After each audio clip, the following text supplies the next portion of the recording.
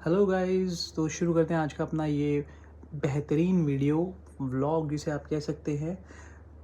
जैसे कि मैंने अपनी पिछली एक छोटा सा मैंने शॉर्ट जो बनाया था उसमें मैंने आपको बताया था कि मैं अब अपने चैनल पर कुछ बिज़नेस आइडियाज़ शेयर करूँगा आप लोगों के साथ। तो नॉर्मली यार होता क्या है ना, एक अच्छा बिज़नेस आइडिया अगर किसी के पास है तो वो शेयर नहीं करते हैं, वो उसको एग्जीक्यूट करते हैं, अपने यूज़ में लेते हैं रादर देन वो किसी और को बताएं। जितने भी बिज़नेस आइडियाज़ मैं देख रहा हूँ ऑलरेडी यूट्यूब पे है या किसी भी चैनल पे बताए जाते हैं, या तो वो प्लास्टिक के डब्बे बनाने का है, डोने बनाने का है, या कोई मशीन ख़रीद लो, प्रिंटिंग मशीन, या ऐसे हैं जो ऑलरेडी चल रहे हैं। तो यहाँ इस वीडियो में यार हम डिस्कस करेंगे ऐसे बिज़नेस के बारे में जो मुझे लगता है कि शायद मतलब मैंने ऐसा कुछ रिसर्च नहीं किया है इसके ऊपर, लेकिन मैं श्योर हूँ कि अभी तक ये सर्विस अवेलेबल नहीं है, मास लेवल पे तो नहीं है, कोई कहीं छोटा मोटा होगा तो मैं कह नहीं सकता हूँ। तो जल्दी से मुद्दे पे आ जाते हैं।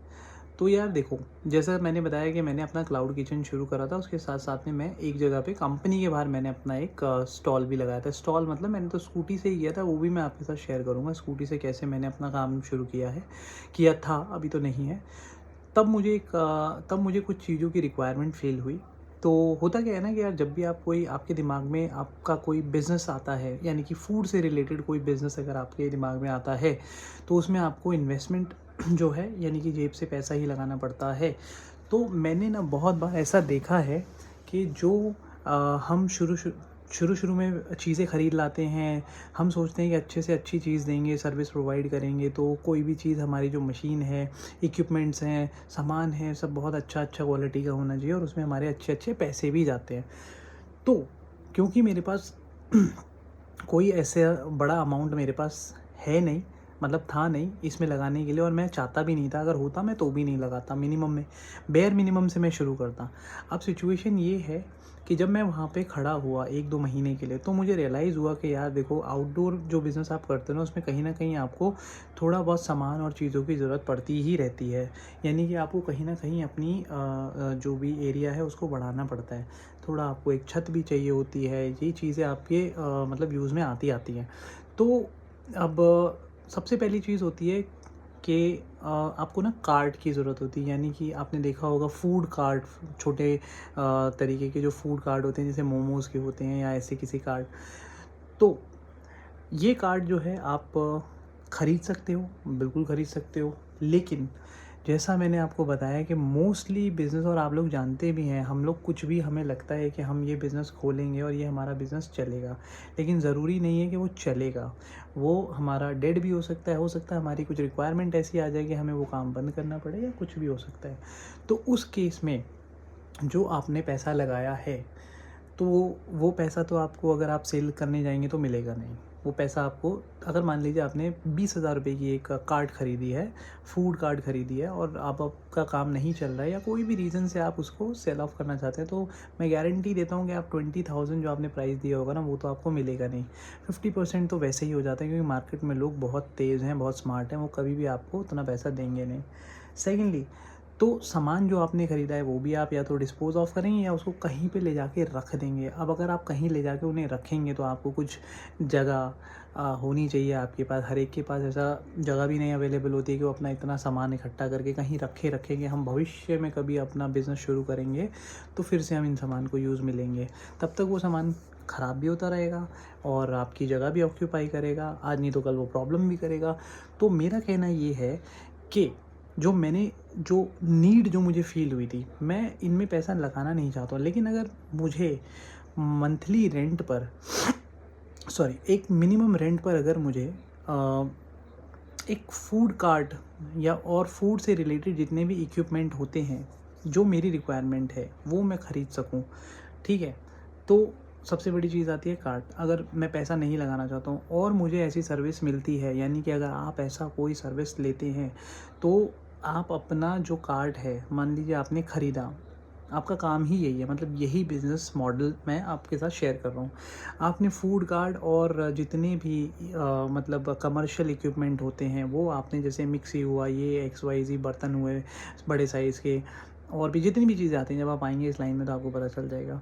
तो वो आपने मतलब रेंट पे आप प्रोवाइड करते हैं, तो इससे आपकी जो रेंटल इनकम है वो कंटिन्यू बनी रहेगी। बंदे की वेरिफिकेशन जिसको आप दे रहे हो पूरी करोगे तो आपका जो कार्ट है, जो कहाँ लग रहा है, क्या है, पूरा एक अपना कनेक्शन बना रहेगा। तो कार्ट आपने रेंट पे दिया, जिसने अपना काम शुरू करना है उसको भी बर्डन कम पड़ेगा। अगर उसका काम चल पड़ा तो वो आपको पे करता रहेगा। इन केस मान लीजिए कि वो अपना भी ख़रीदना चाहता है तो नो प्रॉब्लम, आपका कहीं और जा सकता है।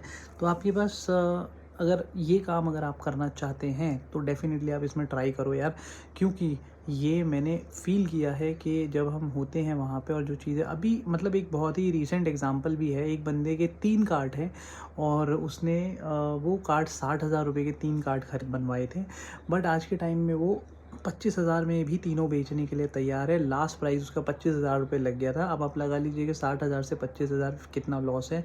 उसके पास जगह खड़ी करने की है नहीं, तो वो चोरी होने का भी डर है।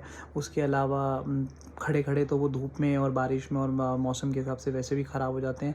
तो जितना जल्दी वो सेल ऑफ करेगा उसका पैसा रिकवर होगा, जितना टाइम वो ख़राब होती रहेंगी चीज़ उतना पैसा उसका उसमें वेस्ट होता जाएगा। तो अगर कहीं पे ऐसी कार्ड्स बिक रही हैं तो आप उनको सोर्स कर लीजिए, सस्ते से सस्ते में बनी बनाई कार्ड्स को ख़रीद लीजिए, उनको थोड़ा बहुत रिपेयर कराइए और उसको आप अगला कोई अगर जैसे, क्योंकि मैंने देखा है यार हर दिन कोई ना कोई अपने फूड का काम मतलब रोड साइड फूड का काम जो है वो स्टॉल खोलता ही है, और इतने पैसे हर किसी के पास नहीं होते हैं। तो रेंट पे आप दीजिए और उसके साथ साथ जितना भी सामान है वो भी आप रखिए ताकि आप आगे दे सकें।